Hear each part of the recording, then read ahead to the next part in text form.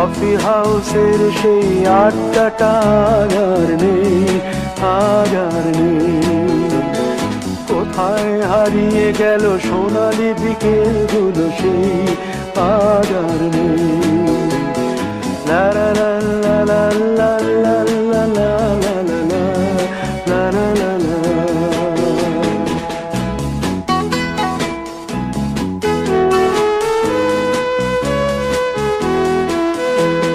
নিখিলেশ প্যারিসে, মইদুল ঢাকাতে, নেই তারা আজ কোনো খবরে।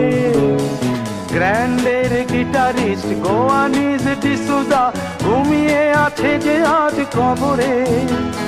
কাকে যেন ভালোবেসে আঘাত পেয়ে যে শেষে পাগলা গারদে আছে রমা রায়।